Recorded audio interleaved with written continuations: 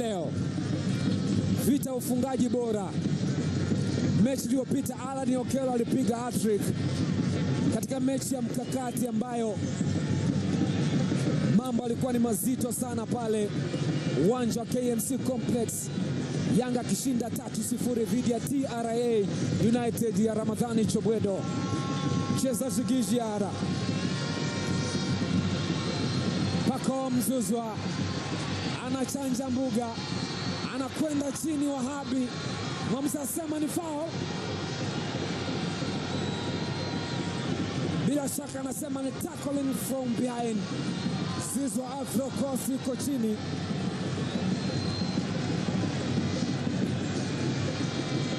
Yupo chini Zouzoua wa Ivory Coast.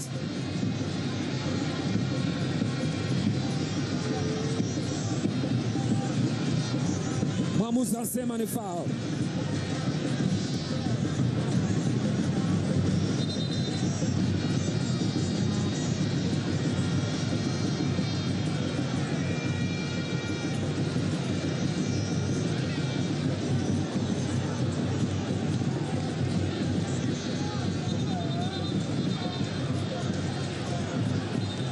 Bado anaendelea kutafakari mambo jinsi yalivyokwenda.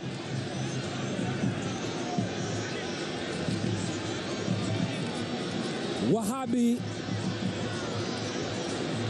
kadi ya njano.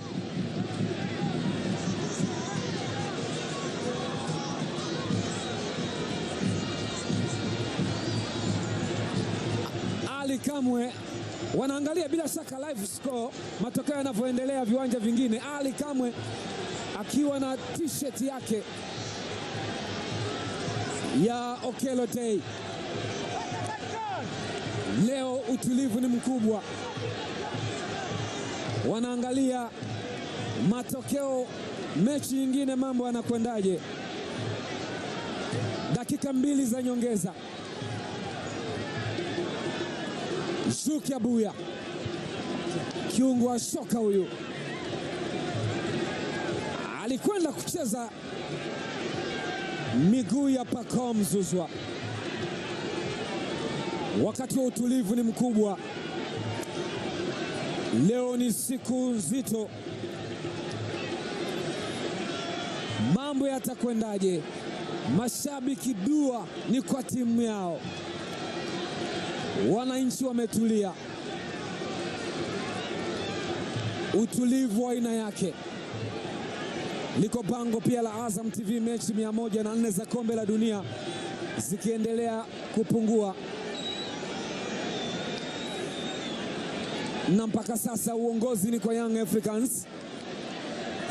Wanakwenda kutazama na kuna Azam Max.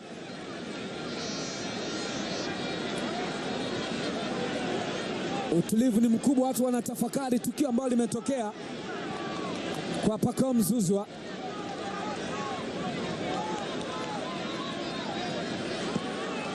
Bila shaka ni tukio ambalo linaogopesha, wakitafakari nini kimetokea kwa profesa. Yupo chini kwenye uangalizi mkubwa, na namna ambavyo wachezaji wamezingira ni userious wa incidence ambayo imetokea kati ya Wahabi na Pacome Zouzoua. Profesa dua ya Wahabi Karim anatafakari nini ambacho kimetokea. Bila shaka namwombea dua njema awe salama Profesa Pacome Zouzoua. Anabebwa kwenye stretcher.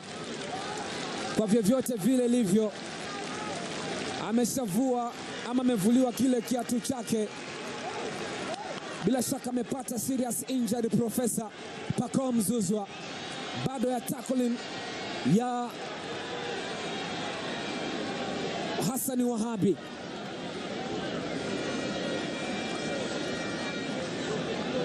Ilikuwa ni tukio hili hapa.